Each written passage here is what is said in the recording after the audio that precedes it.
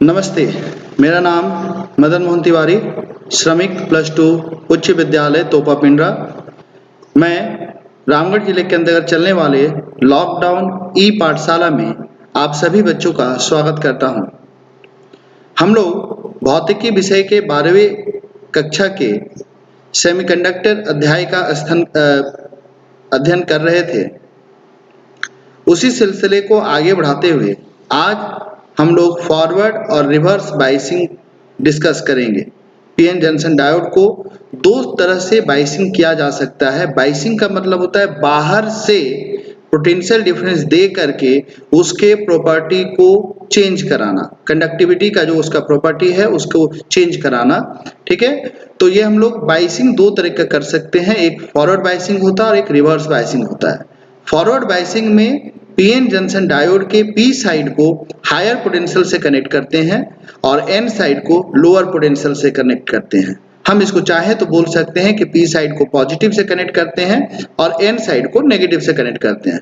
तो जैसे हम कनेक्ट करेंगे, जैसा आपको दिखा होगा, इसमें होल्स जो होते हैं majority charge carriers P side में, उनको एक फोर्स मिलता है कि वो डिप्लेशन लेयर की तरफ जाएं, और इलेक्ट्रॉन्स जो एन साइड में है मेजॉरिटी चार्ज कैरियर, उनको ऊपर फोर्स लगता है कि वो जाएं किधर की तरफ, डिप्लेशन लेयर की तरफ, जिसके कारण जो चार्ज डिवाइडेड रीजन होता है उसका थिकनेस कम होता है और रेजिस्टेंस भी कम होता है और इलेक्ट्रॉन होल का रिकॉम्बिनेशन होना शुरू हो जाता है।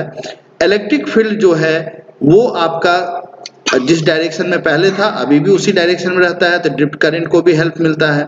ठीक है, डिप्लेशन लेयर पतला हो जाता है। तो ये आपका फॉरवर्ड बाइसिंग के केस में होता है और टोटल करंट, होल करंट और इलेक्ट्रॉन करंट दोनों का सम के बराबर होता है। तो हम एक बार फिर से बता दे रहे हैं, when the positive terminal of a battery is connected to P region and negative terminal is connected to N region, then the PN junction is said to be forward biased. मतलब जब हम लोग पीएन जंक्शन डायोड के P region को positive terminal मतलब higher potential से connect करते हैं और एन रीजन को नेगेटिव टर्मिनल मतलब लोअर पोटेंशियल से कनेक्ट करते हैं, तब हम लोग बोलते हैं कि ये पीएन जंक्शन फॉरवर्ड बायस्ड है। फॉरवर्ड बायस्ड में होता क्या है, होल्स जो होते हैं पी रीजन का, उनको रिपल्सन मिलता है कि वो पॉजिटिव टर्मिनल ऑफ बैटरी के कारण रिपल्सन मिलता है कि वो डिप्लेशन लेयर की तरफ जाएं, और इलेक्ट्रॉन्स जो एन रीजन में है उनके ऊपर एक फोर्स लगता है कि वो डिप्लेशन रीजन की तरफ जाएं due to negative terminal of battery. So some holes and free electrons enter into the depletion region, potential barrier and width of depletion region decreases, potential barrier और विड्थ जो है वो कम होता है। Therefore, a large number of majority carriers diffuse across the junction, जिसके कारण बहुत ज्यादा अमाउंट में, बहुत ज्यादा नंबर्स में मेजोरिटी चार्ज कैरियर डिफ्यूज करते हैं पी से एन के तरफ और एन से पी के तरफ। होल करंट और इलेक्ट्रॉनिक करंट जो है दोनों का डायरेक्शन सेम हो जाता है और दोनों एड अप हो जाते हैं, दोनों मिल करके टोटल करंट बनाते हैं। जब एक बार वो क्रॉस करते हैं जंक्शन को, होल्स जब एन रीजन में पहुंचते हैं और इलेक्ट्रॉन्स जब पी रीजन में पहुंचते हैं, तो वहां वो माइनॉरिटी कैरियर्स हो जाते हैं। ठीक है, और जिसके कारण वहां पर माइनॉरिटी करंट को वो कंस्टिट्यूट करते हैं।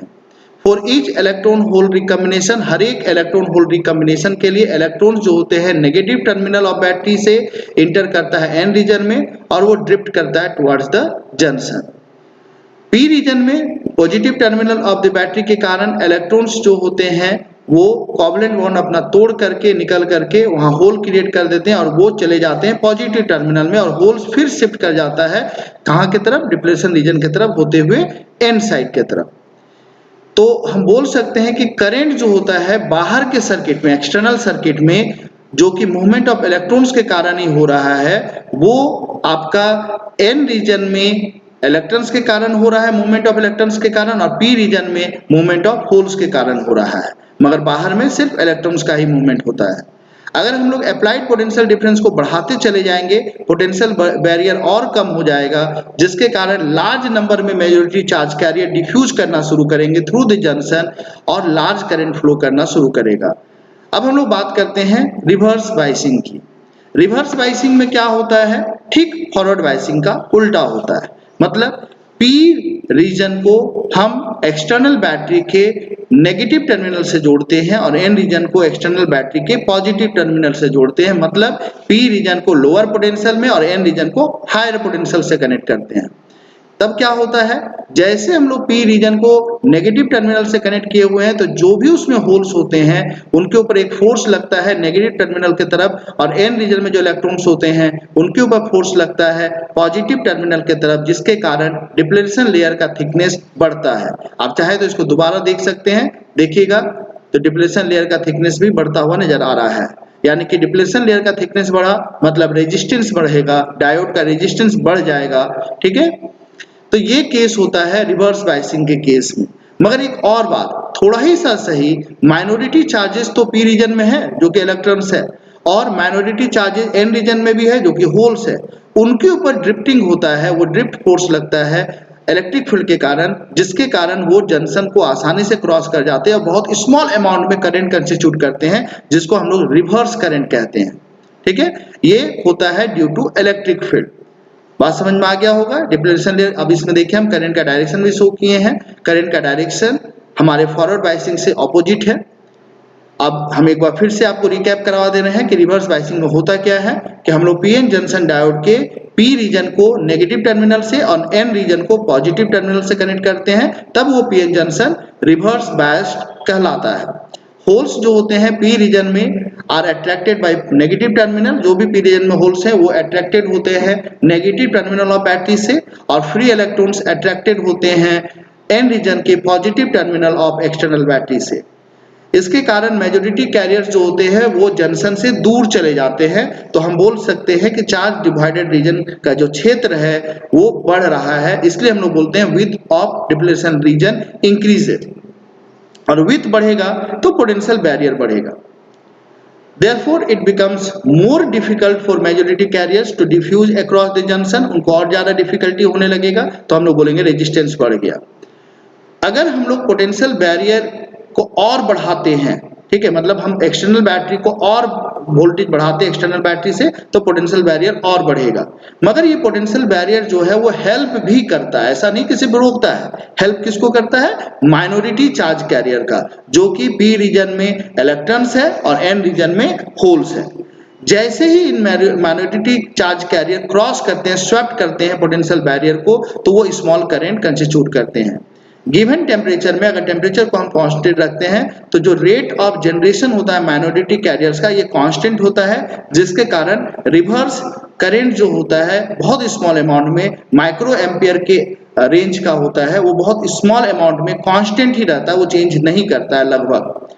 मगर जैसे जैसे हम लोग अप्लाइड वोल्टेज को बढ़ाते जाते हैं, रिवर्स वोल्टेज को बढ़ाते जाते हैं, तो एक सर्टेन अप्लाइड रिवर्स वोल्टेज पर जितना भी कोवलेंट वोल्ट होता है नियर द जंक्शन, वो सारे के सारे एक साथ ब्रेक डाउन कर जाते हैं, और लार्ज नंबर में माइनॉरिटी चार्जेस जो होते हैं, माइनॉरिटी चार्जेस का वो वहां प्रोड्यूस होता है, जिसके कारण हम बोल सकते हैं कि रिवर्स करंट एब्रप्टली इंक्रीज कर जाएगा, बहुत तेजी से इंक्रीज कर जाता है।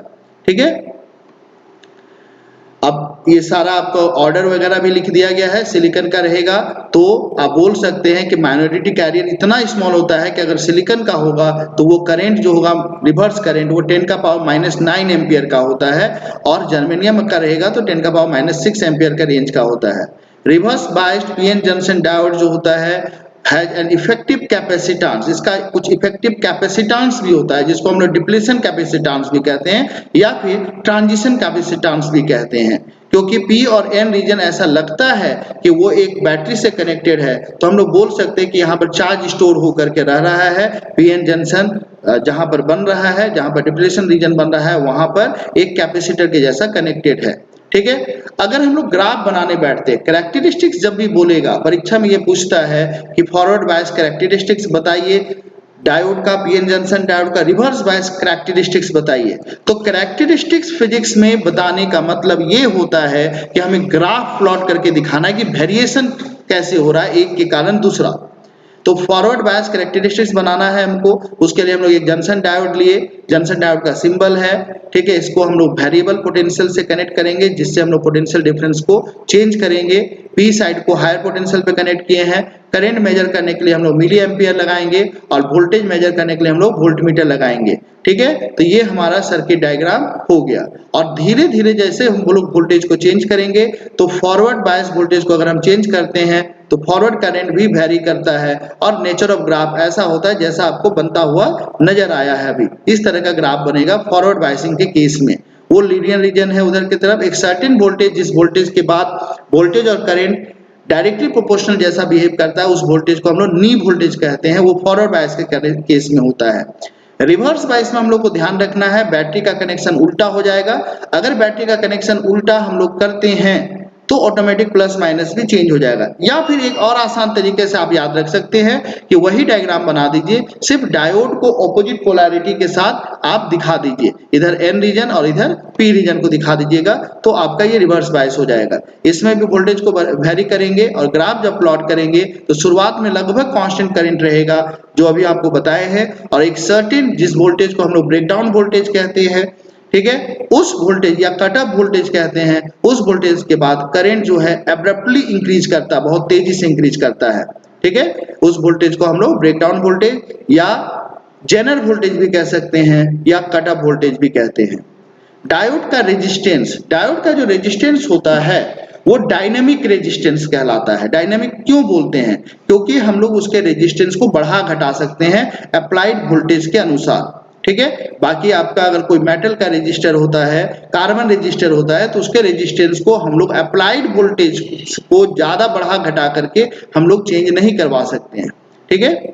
तो डायनेमिक जो रेजिस्टेंस होता है वो होता है यहाँ पर delta V by delta I, मतलब change in voltage by change in current. उम्मीद करता हूं आपको ये वीडियो पसंद आया होगा।